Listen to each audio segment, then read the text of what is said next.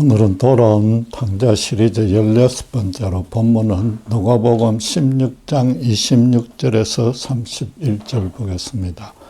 누가복음 26장에서 31절 제가 봉독하겠습니다. 그뿐 아니라 너희와 우리 사이에 큰 구렁텅이가 놓여 있어 여기서 너희에게 건너가고자 하되 갈 수 없고 거기서 우리에게 건너올 수도 없게 하였느니라. 이르되 그러면 아버지여 구하노니 나사로를 내 아버지의 집에 보내소서. 내 형제 5이 있으니 그들에게 정언하게 하여 그들로 이 고통받는 곳에 오지 않게 하소서. 아브라함이 이르되 그들에게 모세와 선지자들이 있으니 그들에게 들을지니라. 이르되 그렇지 아니하나이다. 아버지 아브라함이여 만일 죽은 자에게서 그들에게 가는 자가 있으면 회개하리이다. 이르되 모세와 선지자들에게 듣지 아니하면 비록 죽은 자 가운데서 살아나는 자가 있을지라도 권함을 받지 아니하리라 하였다 하시니라.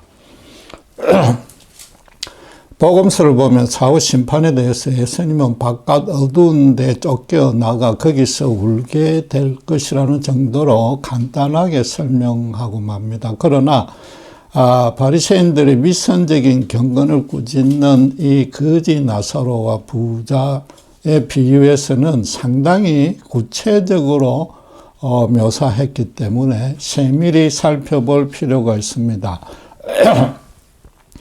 세상에서 멸시 천대받던 거지 나사로는 죽은 후에 낙원으로 갔고 이 땅에서 호사스럽게 살던 부자는 죽은 후에 음부에 떨어졌습니다. 부자는 음부의 그 불타는 극심한 괴로움 때문에 낙원에 물 한 방울이라도 얻어 마시려 했으나 거절당했습니다. 그 이유를 낙원의 주인인 아브라함은 25절에 너는 살았을 때 좋은 것을 받았고 나사로는 고난을 받았으니 이것을 기억하라. 이제 그는 여기서 위로를 받고 너는 괴로움을 받느니라고 밝혔습니다. 죽은 후에 부자가 거지와 운명이 뒤바뀐 것이 지난주에 살펴본 대로 단순히 이 땅에서 호사스럽게 살았기 때문이 아니었습니다.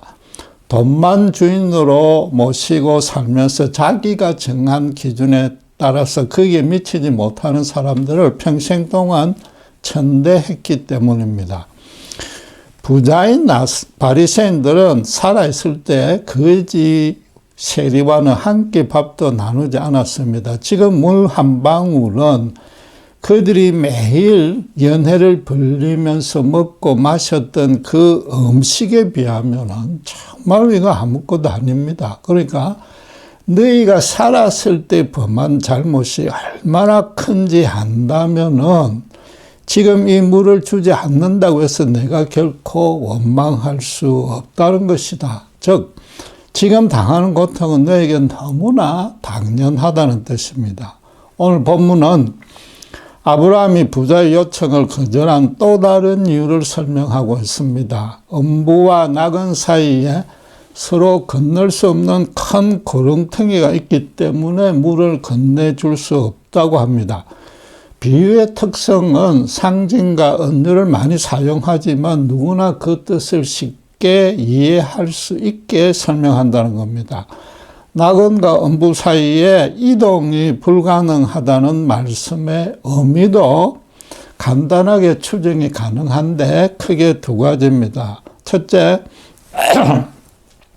모든 인간의 죽은 후의 상태는 정반대의 극과 극으로 나눠진다는 겁니다. 낙원은 생수가 넘치고 음부는 불꽃만 넘치는 곳입니다. 사람이 물을 못 마시면 며칠 만에 죽지만 그건 육신이 물질계에 속했을 때만 그렇습니다. 영계에서는 그런 법칙이 적용하지 않으니까 그런 식의 엄청난 고통이 끊이지 않고 계속된다는 겁니다. 에레미야 선지자는 에레미야서 2장 13절에 이스라엘이 생수에 거는데는 하나님을 버린 것과 둑이 터져서 물을 가두지 못하는 웅덩이를 스스로 판 것 두 가지 악을 범했다고 선언했습니다.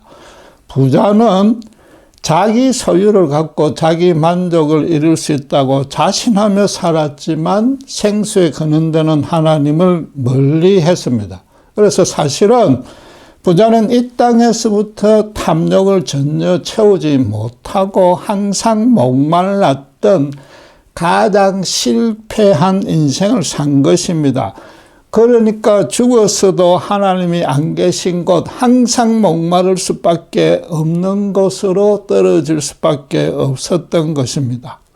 사후 세계의 구체적인 물리적인 상황은 아무도 모릅니다. 낙원은 하나님과 항상 대면하며 교제할 수 있으므로 기쁨이 끊이지 않는 곳인 반면에 음부는 그런 교제가 전혀 불가능하므로 기쁨도 전혀 없고 고통만 있다는 겁니다.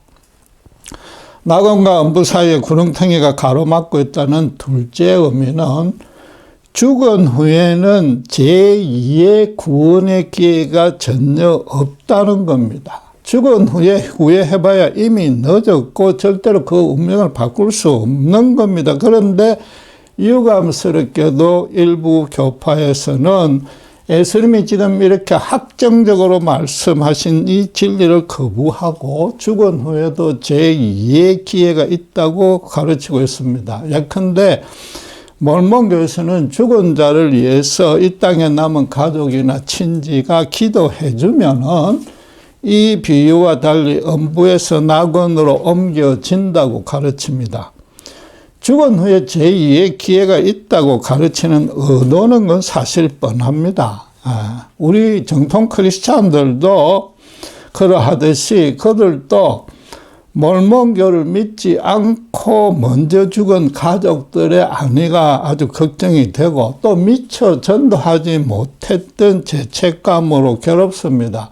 그런데 그런 걱정을 단번에 해소해 주니까 교인들로서는 안심할 수 있고 그렇게 가르치는 자기 종교가 아주 어렵다고 여기니까 더욱 충성하게 될 것이란 뜻입니다.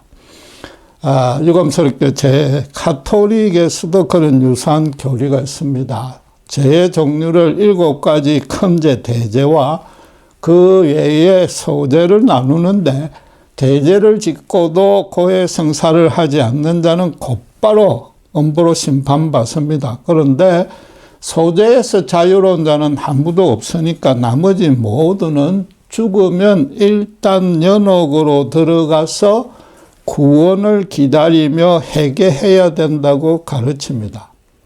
심판받는 죄의 성격을 하나님의 대적한 원죄가 아니라 인간 사회의 윤리적인 차원으로 구별했습니다. 거기다가 죽은 후에도 본인이 산 공덕에 따라서 낙원으로 옮겨질 수 있다고 주장합니다. 물론 모든 종교마다 각기 다른 구원관을 가르치는 것은 당연하므로 그들의 구원관에 대해서 시비 걸 의도는 없습니다. 그러나 분명한 사실은 죽은 후에도 제2의 기회가 있다면 예수님의 대속 은혜는 완전히 무용지물이 된다는 겁니다. 예수님이 구태 이 땅에 오셔서 십자가에 죽으실 이유가 전혀 없습니다. 십자가 복음을 이렇게 정확히 모르면 아무 선행도 하지 않고 단지 예수님만을 믿었다는 이유만으로 천국 간다고 하면 아무래도 사람들이 좀 불합리하다고 여겨지기 마련입니다. 거기다가 죽은 후에도 제2의 기회가 있다면은 솔깃해질 수밖에 없는데, 그러나 하나님이 직접 계시한 이 성경 진리는 예면한 채 인간의 그 타락한 본성에, 그 보편적 생각에 맞춰주는 구원관이 되는 겁니다. 성경은 그 어디에도 예수님의 십자가 대속 죽음 외에 구원의 길이 있다거나 그것만으로 부족하니까 추가로 더 보충해야 된다고 가르치지 않습니다. 모든 인간은 하나님의 원수의 자리에 있으면서 그분을 찾지도 않고 두려워하지도 않았습니다. 예수 믿을 것은 꿈도 꾸지 않았는데 하나님의 주권적인 긍휼에 따라서 성령이 간섭해주고 거듭나는 은혜를 부어주십니다. 또 그런 은혜를 받은 자는 예수님만이 인간이 평생을 두고 마셔야 될 생수의 근원됨을 확신하게 됩니다. 더 이상 의심하지 않게 되는 겁니다. 간혹 개신교인들 중에도 예수님이 이 땅에 반드시 오셔야만 했던 근본 이유를 잘 모르는 사람들이 있습니다. 단순히 사랑이 많아서 죄인을 구원하러 오셨다고만 이해합니다. 그게 아니라 모든 인간이 전적으로 타락했기 때문에 어느 누구도 자신의 노력으로는 죽었다 깨어나도 하나님의 의의 기준에 못 미친다는 것이 이 십자가 복음의 절대적인 전제입니다. 그러니까 예수님이 오신 겁니다. 만물 가운데 심히 부패한 것이 인간의 마음입니다. 정말로 솔직하게 자신을 되돌아볼 때 심지어 크리스찬이 된 이후에라도 우리 속에서 더럽고 추한 죄가 올라오지 않는다고 자신할 수 있는 사람은 단 한 명도 없습니다. 그래서 마음은 원이나 육신은 따라오지는 않는다는 이 실토를, 부끄러운 실토를 안 해도 될 만한 사람도 단 한 명도 없는 것입니다. 그렇다면은 사람 자체를 새롭게 거듭나게 해주는 길 말고는 인간에게 소망이 없습니다. 그 성령으로 거듭난 자는 죽은 후엔 학원으로 가고 거듭나지 않은 자는 음부로 갑니다. 그럼 거듭나지 않는 상태로 음부에 있기 때문에 여전히 자기 노력으로는 죽었다 깨어나도 두 번째의 기회를 얻지 못하는 겁니다.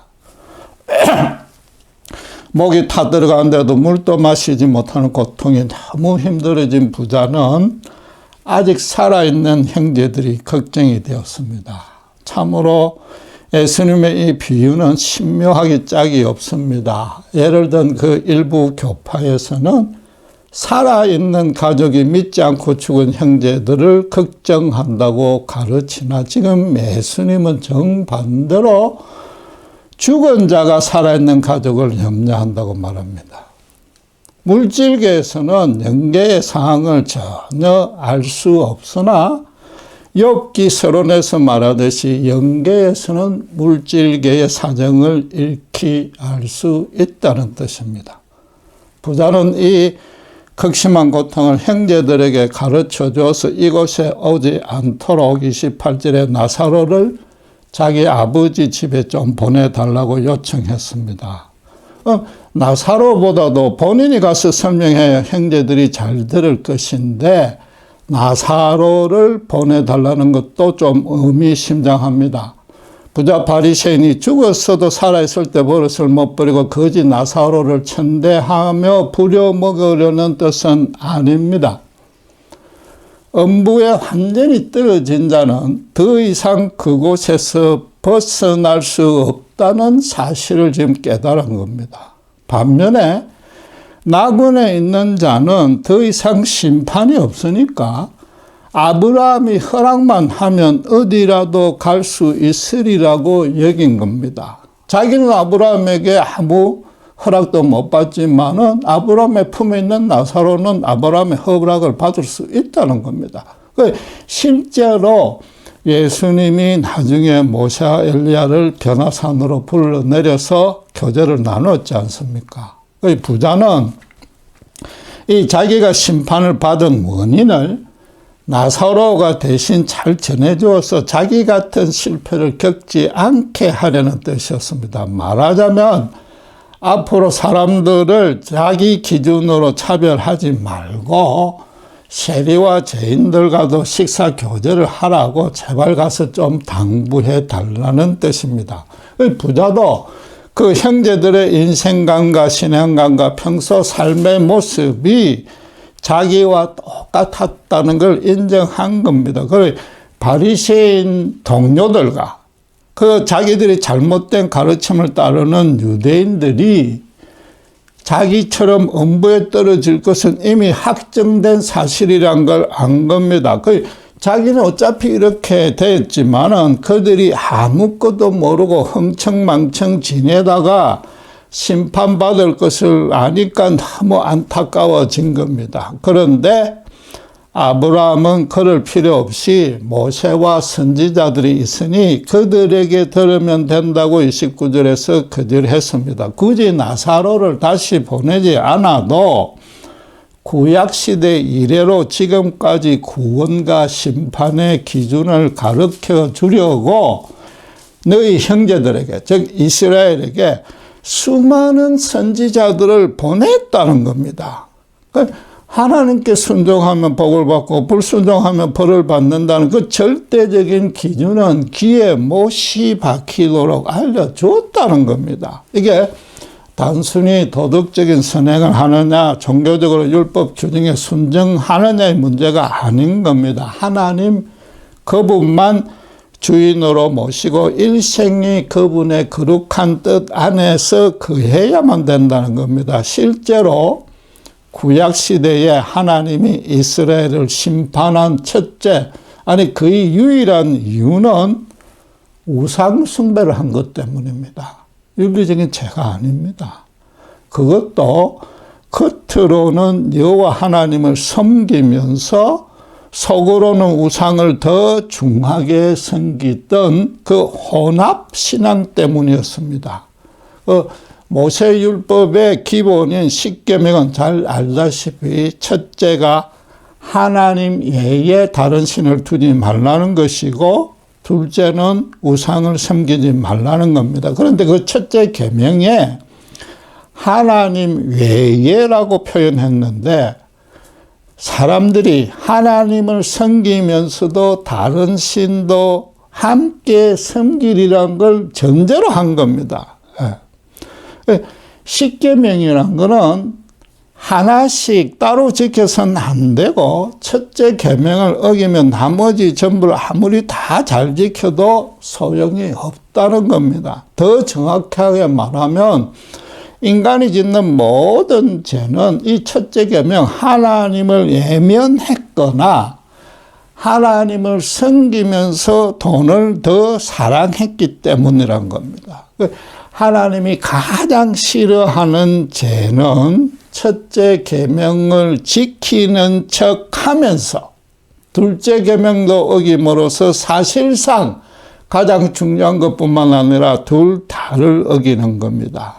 아직 당신을 몰라서 섬기지 못하는 자는 그래도 회개할 여지가 있습니다. 그런데 당신을 알면서도 다른 주인을 함께 섬기면 평생을 그렇게 하면 진짜 주인인 하나님으로부터 심판받을 수밖에 없는 것입니다.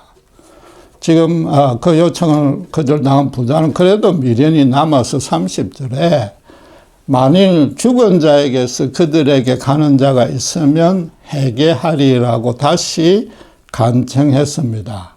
영적인 진리를 단지 말로 전하는 것보다 실제로 죽었다 다시 살아온 사람이 자기 체험을 간증하면 쉽게 믿고 회개할 것 아닙니까? 그랬습니다.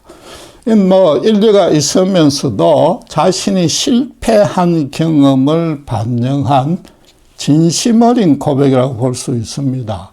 이 부자도 모세와 선지자들이 경고한 내용을 다 배웠고 줄줄 외우다시피 배웠고 그러나 제대로 그 진짜 뜻을 깨닫지 못했거나 실감하지 못했던 겁니다. 그러니까 정말로 나간과 음부가 있고 그 사이에 구렁텅이가 끼어서 음부에서는 물 한 방울도 마시지 못하는 극심한 고통에 처해진다는 사실을 미리 알았다면 틀림없이 이방인은 물론 원수도 사랑했을 것이란 뜻입니다. 그 요청에 대해서 아브라함의 대답이 30절의 대답이 조금 충격적입니다. 모세와 선지자들에게 듣지 아니하면 비록 죽은 자 가운데서 살아난 자가 있을지라도 건함을 받지 아니하리라. 선지자들의 경고에 귀 기울이지 않는 사람들은 실제로 부활한 사람이 낙원과 음부에 대해서 생생한 증언을 해도 믿지 않는다는 겁니다. 어떻게 이런 일이 가능합니까? 여러분, 예수님이 지금 거지 이름을 나사로라고 붙인 첫째 이유는 지난주에 설명드린 대로 그도 아브라함의 충실한 종 엘리에셀처럼 아브라함의 자손 유대인, 라는 뜻입니다. 그래서 세리와 죄인이 바리새인들의 가르침처럼 하나님의 저주를 받아서 어두운 데서 이를 갈며 울어야 될 사람이 아니란 겁니다. 죽어서 어두운 데서 울 자는 오히려 그렇게 가르쳤던 바리새인이란 뜻이었습니다. 지금 두 번째로 더 중요한 뜻은 죽은 지 나흘 만에 예수님이 말씀 한마디로 무덤에서 스스로 걸어 나오게 해준 나사로를 지금 매표하는 겁니다. 나사로의 사건은 잘 아시다시피 죽은 지 나흘 만에 예수님이 말씀으로 살려냈는데 요한복음 11장 45절에 보시면 예수께서 하신 일을 본 많은 유대인이 그를 믿었다. 예수를 믿었다고 기록하고 있습니다.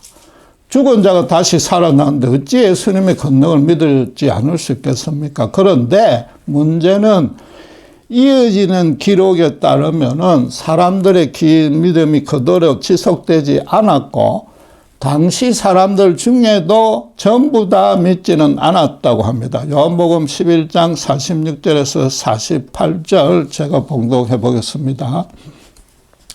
그 중에 어떤 자는 바리새인들에게 가서 예수께서 하신 일을 알리니라. 이에 대제사장들과 바리새인들이 공회를 모으고 이르되 이 사람이 많은 표적을 행하니 우리가 어떻게 하겠느냐. 만일 그를 이대로 두면 모든 사람이 그를 믿을 것이요. 그리고 로마인들이 와서 우리 땅과 민족을 빼앗아 가리라 하니 그랬습니다.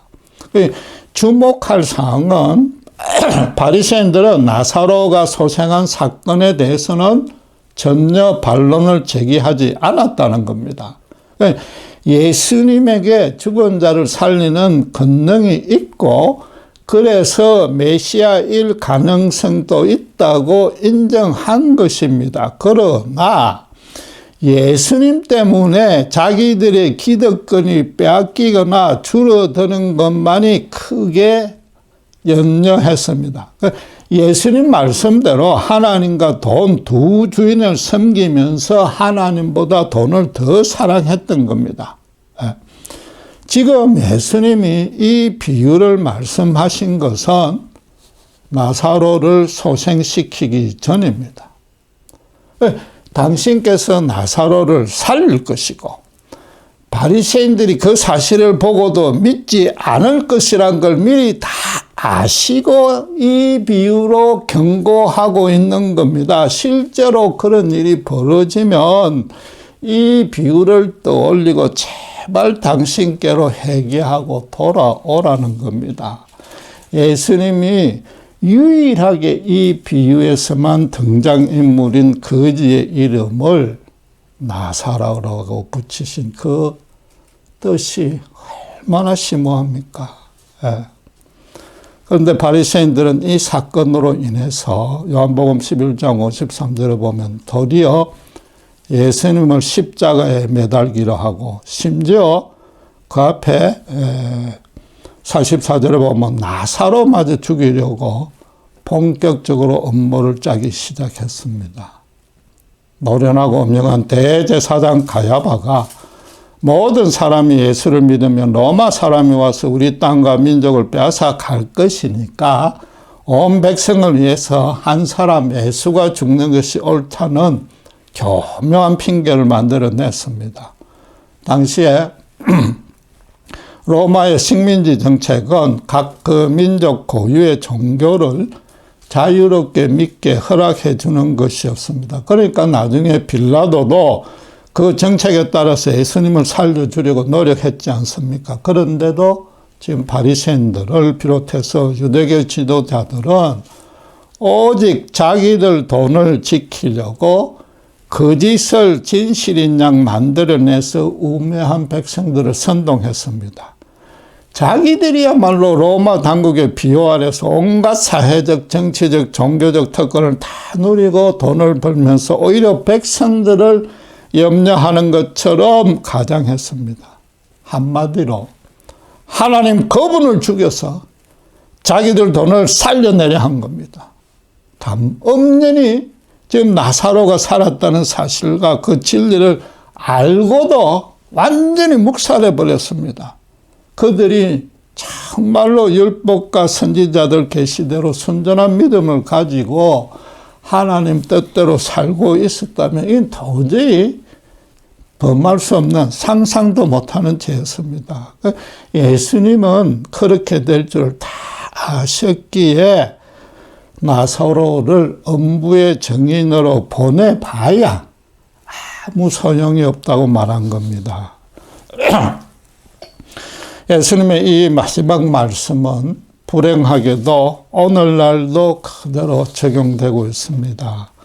예수님이 나사로를 살렸다는 사실은 신자가 아니라도 거의 인정합니다. 워낙 기적을 많이 베풀었고 간혹 임사 체험했다가 소생하는 사람이 있으니까 나사로도 충분히 그럴 수 있다고 믿습니다. 그러나 예수님이 죽은 지 사흘 만에 부활했다는 사실은 거의 다 믿지 않고 심지어 일부 교인들마저도 반신반의합니다. 그런데 성경은 나사로는 죽은 지 나흘이 지났고 전문 장의사가 와서 사망으로 판단하고 이미 무덤에 안치했다고 말합니다. 일반적인 임사체험과는 다르다는 뜻입니다. 거기다 예수님이 일부러 이틀을 지체했다고 기록하고 있는 것은 아예 무시해버립니다. 사람들은 성경을 전혀 읽지 않고서 성경의 진리를 제멋대로 곡해합니다. 성경을 온전히 읽고 구체적으로 따지지도 못합니다. 정말로 세밀하게 읽으면 진리라는 걸 인정할 수밖에 없는 것이 성경이기 때문입니다. 아이러니하게도 그들도 성경을 제대로 읽으면 사람이 바뀐다는 것을 어렴풋이 알고 있고 또 일부 그런 사례를 목격했습니다. 그러니까 성경을 끝까지 거부하는 겁니다. 이처럼 청개구리 같은 게 인간이란 존재입니다. 이 비유에서 나사로가 살아서 땅으로 돌아가도 모세와 선지자의 말을 듣지 않으면 예수를 믿지 않는다는 것과 똑같은 상황이 지금도 벌어지는 겁니다. 예수님은 3번이나 당신의 죽음과 부활을 예고했고 그대로 실현했습니다. 다른 사람의 육신의 상태를 온전히 알 수 없는 사람이 그를 죽음에서 살려냈다면은 자기 육신의 상태를 잘 아는 본인이 자신을 되살려내지 못한다는 건 말이 되지 않지 않습니까? 성경은 주님의 부활에 대해서도 당시의 모든 상황을 아주 정밀하게 기록해 놨습니다. 부인할래야 부인할 수 없도록 그 모순되거나 불합리한 사항이 전 하나도 없는데도 아예 읽어볼 생각조차 하지 않는 겁니다. 바울은 고린도서 12장 4절에 자신이 천국에 다녀온 체험을 낙원으로 이끌려가서 말로 표현할 수 없는 말을 들었으니 사람이 가히 이르지 못할 말이라고 증언했습니다. 이 구체적인 상황을 설명하지 않았는데 인간의 말로는 설명할 수도 없고 사람이 가히 이해하지도 못할 엄청난 계시였기 때문이라고 말합니다. 제한된 인간의 언어로 간증해봐야 사람들이 믿기는커녕 거꾸로 자칫 믿음의 장애가 될까 염려한 겁니다. 예수님 말씀대로 신구약 성경에 기록된 선지자들의 진리의 말씀을 순전하게 믿는 것이 그런 천국 체험 간증보다 우선이란 겁니다. 자기 같은 영적 체험 없이도 예수님을 순전한 마음으로 겸손히 구주로 영접하면 성령이 역사해 주시고, 그래서 성경 진리가 온전히 믿어질 뿐만 아니라 영원한 부활 생명도 이미 받았고 그 완성만 남았다고 확신할 수 있다는 겁니다. 여러분은 어떠합니까? 성경의 절대적 진리임을 믿기 때문에 주님의 부활은 물론이고 우리 본인의 부활이 믿어집니까? 예수님은 지금 당신이 십자가 부활은 물론이고 나사로를 살리기 훨씬 전에 이 비유로 그 모든 사실을 예표했고 실제로 그대로 됐지 않습니까? 심지어 바리새인들과 그 추종자들은 부활을 보고도 믿지 않을 것이라고 지금 예언했지 않습니까? 이 비유만큼 성경이 절대적 진리임을 증명하는 예도 없지 않습니까? 결국 이 비유는 교인들 중에서 부활을 온전히 믿는 사람과 그렇지 못한 자 둘로만 나뉘고 그 결과도 그 믿음대로 낙원으로 들어가고 엄부로 들어간다는 겁니다.